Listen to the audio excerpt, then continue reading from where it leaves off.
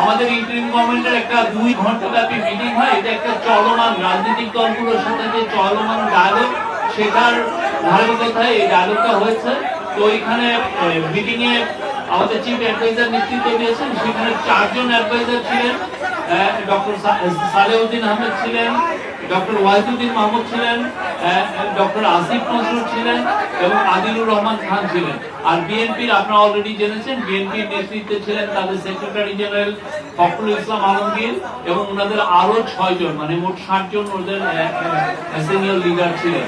তো এই মিটিং এর বিষয়বস্তু নিয়ে কি বিষয়ে আলাপ হলো, সেই বিষয়ে আমাদের আইন ও বিচার বিষয়ক অ্যাডভাইজার ডক্টর আসিফ নজরুল কথা বলবেন।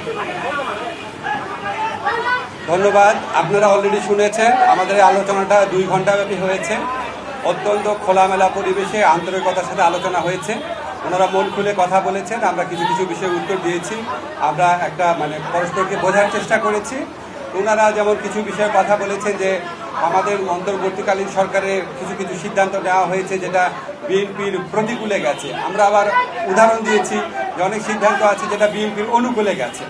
তারপর ওনারা বলেছেন যে রাজনৈতিক হয়রানিমূলক মামলা প্রত্যাহারে বিলম্ব হচ্ছে। আমরা বলেছি যে পাবলিক প্রসিকিউটর অফিস, তারপর হচ্ছে এই পুরা সরকারি আইনজীবীদের অফিসটা এটা পুনর্গঠন হয়েছে মাত্র 3 মাস আগে। 3 মাসের মধ্যে 7,000-এর বেশি মামলা প্রত্যাহার হয়েছে, 16,000-এর মতো মামলা অলরেডি লিস্টেড আছে। এবং আমরা বলেছি যে এর চেয়ে দ্রুত গতিতে সম্ভব কিনা। ওনারা, আমার কাছে মনে হয়েছে ওনারা আমাদের আনসারটা বুঝতে পেরেছেন। ওনারা বলেছেন যে ফ্যাসিস্ট শেখ হাসিনার যে গণহত্যা ছিল, সেই গণহত্যার বিচারে বিলম্ব হচ্ছে। আমরা ওনাদেরকে বলেছি যে এর আগের সরকারের সময় যখন বিচার হয়েছিল সেটার সাথে কম্পেয়ার করে দেখিয়েছি কোনো রকম বিলম্ব করা হচ্ছে না। ওনারা আরেকটা ট্রাইব্যুনাল গঠন করার কথা বলেছেন। আমরা বলেছি আমরা এই লক্ষ্যে কাজ করছি, অচিরে এটা হয়ে যাবে। ওনারা বলেছেন যে বিএনপি বাংলাদেশে গত 15 বছর যাবৎ নিরবচ্ছিন্নভাবে নির্যাতিত হয়েছে। অবশ্যই আমরা সেটার প্রতি আমরা শ্রদ্ধাবোধ দেখিয়েছি এবং এটা অবশ্যই ওনারা কারেক্টলি বলেছেন। ওনারা বলেছেন যে ওনারা যে দলের যে সংস্কার ভাবনা যেটা, এটা বহু পুরানা। ওনারা সবসময় সংস্কারপন্থী দল, আমরা এটা এগ্রি করেছি। অবশ্যই বিএনপি সবসময় সংস্কারের কথা বলেছে। সবচেয়ে বড় কথা, বিএনপি আমাদের এই বিভিন্ন যে সংস্কারের জন্য গঠিত বিভিন্ন কমিশন আছে, বিশেষ করে ঐক্যমত্য কমিশনের যে প্রস্তাবাবলী আছে, সেটা ক্ষেত্রে বিএনপি অত্যন্ত পজিটিভ এবং ইতিবাচক একটা রেসপন্স দেখিয়েছে। তারা বলেছেন যে তারা এই 2-3 দিনের মধ্যে ঐক্যমত কমিশনের সাথে মিটিংয়ে বসছে এবং অধিকাংশ সংস্কার প্রস্তাবের সাথে তারা ঐক্যমত পোষণ করে এবং জুলাই চার্টার খুব দ্রুত প্রণীত হয়ে যাবে, এটা তারাও আমাদেরকে আশ্বাস দিয়েছে। আমাদের কাছে মনে হয়েছে বিএনপি সংস্কারের ব্যাপারে অত্যন্ত আন্তরিক। একটা ব্যাপার নিয়ে একটুখানি আপনার ভিন্ন মত হতে পারে, সেটা হচ্ছে ওনারা যেটা বলেছেন, এটা সত্যি যে ওনারা বলেছেন যে ডিসেম্বরের মধ্যে ইলেকশন হলে ভালো হয়। এবং আমরা এখানে বলেছি এবং ওনারা বলেছেন যে এরকম আমাদের কথাবার্তার মধ্যে কিছু অস্পষ্টতা থাকে, কেউ কেউ আমাদের সরকারের কোনো কোনো উপদেষ্টা অন্যরকম কথা বলেন। আমরা এটা ক্যাটাগরিক্যালি বলেছি যে যেটাই বলুক না কেন, আমাদের প্রধান উপদেষ্টা জাতির উদ্দেশ্যে দেওয়া ভাষণে বারবার যেটা রিপিট করেছেন সেটাই দলের অবস্থান। সেখান থেকে অন্য কেউ যদি বেফাস কথা বা অন্যরকম নিজস্ব বিবেচনা শুধু কথা বলেন, সেটাতে তারা যেন বিভ্রান্ত না হন। আমাদের প্রধান উপদেষ্টা ডক্টর মোহাম্মদ ইউনূস উনি প্রথম থেকেই বলেছেন ডিসেম্বর থেকে জুন। আজকে আলোচনায় আমরা কয়েকটা বিষয় স্পষ্ট করেছি, সেটা আপনাদের বলি। একটা হচ্ছে ডিসেম্বর থেকে জুন মানে যে আমরা ইচ্ছা করে দেরি করে করে মে বা জুন মাসে ইলেকশন করবো, সেটা না। ডিসেম্বর থেকে জুন মানে হচ্ছে ডিসেম্বর থেকে জুনের মধ্যে যত তাড়াতাড়ি সম্ভব। যদি আমরা ডিসেম্বরে সম্ভব হয় ডিসেম্বরে, না হলে জানুয়ারিতে, এভাবে বুঝিয়েছি যে ডিসেম্বর থেকে জুন মানে যে আমরা ইচ্ছা করে একটু বেশি ক্ষমতা ভোগ করার জন্য বা এমনি অকারণে আমরা 1 মাস 2 মাস বেশি ক্ষমতা থাকলাম, মোটেও সেটা না। ডিসেম্বরের থেকে জুনের মধ্যে যত তাড়াতাড়ি সম্ভব। এখন ওনারা একটু জানতে চেয়েছে যে সংস্কার যদি হয়ে যায় এত দেরি করার মানে কি আছে। আমরা ব্যাখ্যা করে বুঝিয়েছি জুলাই চার্টার প্রণীত হলেও যে প্রয়োজনীয় আইনগত ব্যবস্থা, নীতিগত ব্যবস্থা, সেগুলি গ্রহণ করতে মাঝে মাঝে সময় লাগে। যেমন একটা এক্সাম্পল দিয়ে বলেছি যে ডিজিটাল সুরক্ষা আইন, এটা আমরা 23 বার ড্রাফট করেছি বিভিন্ন অংশীজনের মতামত নেওয়ার জন্য এবং বেশ কয়েক মাস সময় লেগেছে। সেজন্য আমরা বলছি আমরা তো পিন পয়েন্ট করতে পারবো না জুলাই চার্টার পরিণত হওয়ার পরও কোন আইনটা কতদিনে হয়ে যাবে, কারণ আমরা তো অংশীজনের সাথে কথা বলবো, ব্রড কনসালটেশনের ভিত্তিতে করবো। আরেকটা বিষয় আমরা বলেছি যে আমাদের তো একটা জনগণের তো একটা আকাঙ্ক্ষা আছে যেন আমরা বিচার করে যাই। আজকে বাংলাদেশে এত হাজারের বেশি তরুণ জীবন দিয়েছে, আর প্রায় 50-60 হাজার মানুষ আপনার শারীরিকভাবে পার্মানেন্টলি ক্ষতিগ্রস্ত হয়েছে, চোখ হারিয়েছে।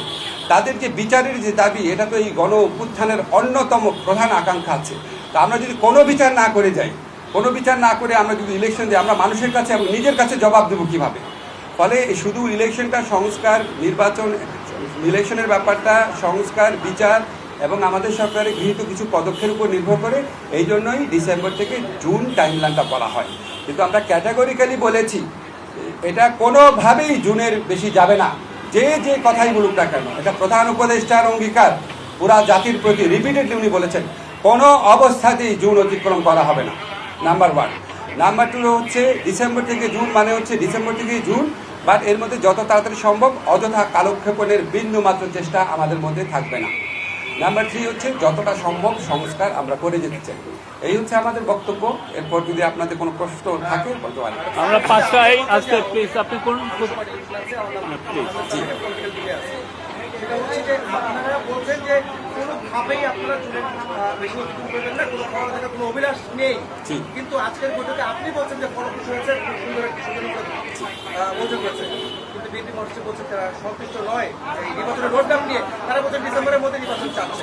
বিএনপির মহাসচিব এটা বলার অবশ্যই অধিকার আছে। একটা আলোচনা থেকে একজন একভাবে পারসিভ করে, আরেকজন আরেকভাবে পারসিভ করে। আমার কাছে ওনাদেরকে দেখে হ্যাপি লেগেছে। যখন আমাদের ডায়লগটা শেষ হয়েছে মনে হয়েছে ওনাদের মনে যে প্রশ্ন ছিল এগুলো অনেক কিছু উত্তর ওনারা পেয়েছেন। আমার কাছে এটা মনে হয়েছে, ফখরুল ভাইয়ের কাছে অন্যরকম মনে হতে পারে। কি প্লিজ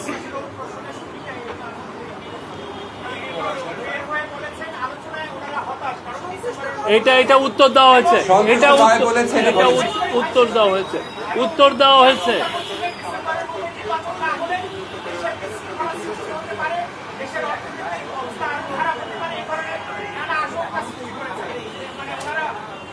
ওনারা এই সমস্ত আশঙ্কার কথা বলেছেন, আমরা আমাদের মতো বলেছি যে সমস্ত আশঙ্কার কোনো রকম কারণ নাই। এসব ব্যাপারে আমরা সচেতন আছি। আমরা অত্যন্ত রেসপেক্টফুলি ওনাদের মতামত আমরা বিবেচনায় নিয়েছি। আমরা এই ব্যাপারে আরও সচেতন থাকবো।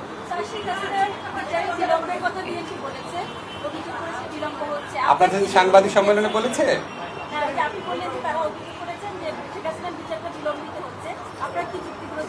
আমি তো বললাম এখানে আমরা বলেছি শেখ হাসিনার বিচারে কোনো রকম বিলম্ব হচ্ছে না। আপনারা একটা জিনিস খেয়াল করে দেখবেন, শেখ হাসিনা সরকার যখন জামাতে ইসলামদের লিডারদের যে একটা খুবই প্রশ্নবিদ্ধ বিচার করেছিলেন এবং ওই বিচারে অ্যাভারেজ টাইম লেগেছে 2.5 বছর। আপনাদের একটা পার্সপেক্টিভে দেখতে হবে, আমরা যেই ভয়াবহ এবং ব্যাপক অপরাধ ঘটেছে এটার উপযুক্ত সাক্ষ্য প্রমাণ সংগ্রহের জন্য আমাদের প্রসিকিউশন এবং তদন্তকারী টিম, আপনারা একটু গিয়ে ওখানে খবর নিয়ে দেখেন ওনারা কী পরিমাণ পরিশ্রম করেন। এবং আমাদের পক্ষ থেকে, সরকারের পক্ষ থেকে যা চাওয়া হয়, যেই দিন চাওয়া হয়, গাড়ি লাগবে, তারপর ডিভাইস লাগবে, তদন্তকারী বেশি লাগবে, প্রসিকিউশন টিম বেশি লাগবে, যা চাওয়া হয় আমরা সর্বোচ্চ প্রায়োরিটি দিয়ে ওনাদেরকে হেল্প করি। এবং আপনাদের মনে রাখতে হবে আমাদের এই ট্রাইব্যুনালটা কিন্তু এই সরকার আসার সাথে সাথে গঠিত হয় না। আমাদের বিল্ডিংও ছিল না, নতুন বিচারক নিয়োগ করতে হয়েছে, প্রসিকিউটর নিয়োগ করতে হয়েছে। ওনারা অভিযোগ করেছেন, আমরা যখন যুক্তিগুলো দিয়েছি তখন ওনারা আর কোনো কথা বলেন নাই। তো আমরা ধরে নিয়েছি আমাদের কথাটা ওনারা বুঝতে পেরেছেন। আর কে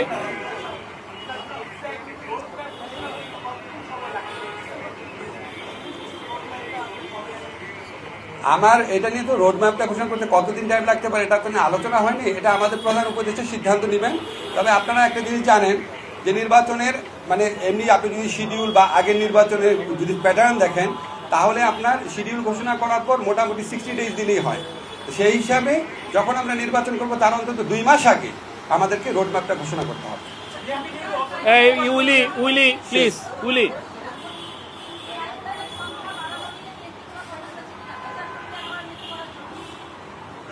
ট্রাইব্যুনালের সংখ্যা ওনারা বাড়াতে বলেছেন। ট্রাইব্যুনাল বাড়ানোর প্রক্রিয়া আমরা কমপক্ষে 1 মাস আগে থেকে শুরু করেছি। আমাদের তো উপযুক্ত বিচারপতি নিয়োগ করতে হবে, আমাদের লজিস্টিক্স ঠিক করতে হবে। আমাদের এটা খুব দ্রুত হয়ে যাবে, 1 থেকে 2 সপ্তাহের মধ্যে হয়ে যাবে। প্লিজ আগে ঘোষণা দেখ, তারপর দেখবো। আপনি প্লিজ প্লিজ প্লিজ